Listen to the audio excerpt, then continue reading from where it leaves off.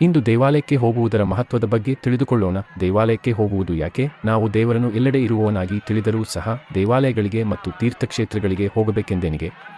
ಇದಕ್ಕೆ ಒಂದು ಹೋಲಿಕೆಯೂ ಇದೆ. ಗೋಮಾತೆಯ ಸತ್ವ ಎಲ್ಲೆಡೆ ಇದ್ದರೂ ಅದನ್ನು ಸಂಪೂರ್ಣವಾಗಿ ಅನುಭವಿಸಲು ನಾವು ಅದರ ಹಾಲನ್ನು ಸೇವಿಸುತ್ತೇವೆ.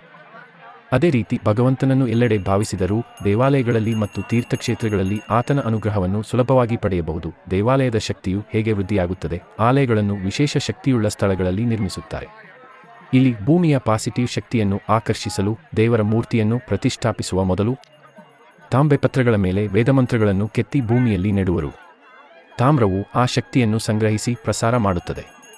ಗರ್ಭಗುಡಿಯೊಳಗೆ ದೀಪ ಹಚ್ಚುವುದು, ಹಾರತಿ, ಗಂಟೆಗಳ ನಾದ ಇವೆಲ್ಲವೂ ಒಟ್ಟಾಗಿ ಪಾಸಿಟಿವ್ ಶಕ್ತಿಯನ್ನು ಹೆಚ್ಚಿಸುತ್ತವೆ. ಶಿವಾಲಯದ ಪ್ರಸಾದ ಹಾಗೂ ಹೂಗಳನ್ನು ಮನೆಗೆ ತರುವುದೇಕೆ ಬೇಡ?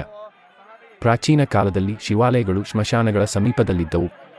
ಸ್ಮಶಾನದಿಂದ ವಾಯು ಪ್ರಸರಣವಾಗುವ ಸಾಧ್ಯತೆ ಇದ್ದುದರಿಂದ ಅದರಿಂದ ಬರುವ ಸೋಂಕು ತಪ್ಪಿಸಲು ಈ ನಿಯಮ ಪ್ರಚಲಿತವಾಯಿತು. ಗರ್ಭಗುಡಿಯ ಹಿಂಭಾಗ ತಲುಪಬಾರದು ಎಂಬ ನಂಬಿಕೆ. ಆಲಯದ ಹಿಂದಿನ ಭಾಗದಲ್ಲಿ ಅಸುರ ಶಕ್ತಿಗಳಿರುವುದಾಗಿ ಶಾಸ್ತ್ರಗಳು ಹೇಳುತ್ತವೆ.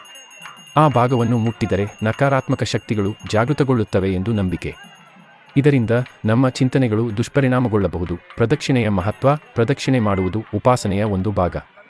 ಇದನ್ನು ಭ್ರಮರಕೀಟ ನಿಯಮ ಮತ್ತು ಆಯಸ್ಕಾಂತ ನಿಯಮದಂತೆ ವಿವರಿಸಬಹುದು. ಪಾಂಚಜನ್ಯ ಶಂಖದ ಸುತ್ತ ನಾದ ಒತ್ತಡ ಉಂಟಾದಂತೆ ದೇವರ ಸುತ್ತ ನಾವು ಪ್ರದಕ್ಷಿಣೆ ಮಾಡಿದರೆ ಆ ಶಕ್ತಿ ನಮ್ಮೊಳಗೂ ಪ್ರವೇಶಿಸುತ್ತದೆ. ಇದು ಶರೀರ ಹಾಗೂ ಮನಸ್ಸಿಗೆ ಶ್ರೇಯಸ್ಕಾರಿಯಾಗಿದೆ. ಪ್ರದಕ್ಷಿಣೆಯನ್ನು 3, 7, 9, 11 ಅಥವಾ 108 ಬಾರಿ ಮಾಡಬಹುದು. ಪ್ರದಕ್ಷಿಣೆಗಳ ಪ್ರಕಾರ ಆತ್ಮ ಪ್ರದಕ್ಷಿಣೆ ಭಗವಂತನು ನಮ್ಮ ಆತ್ಮದಲ್ಲಿಯೇ ಇದ್ದಾನೆ ಎಂಬ ಭಾವನೆಯೊಂದಿಗೆ ಸ್ವತಃ ಸುತ್ತುವುದು.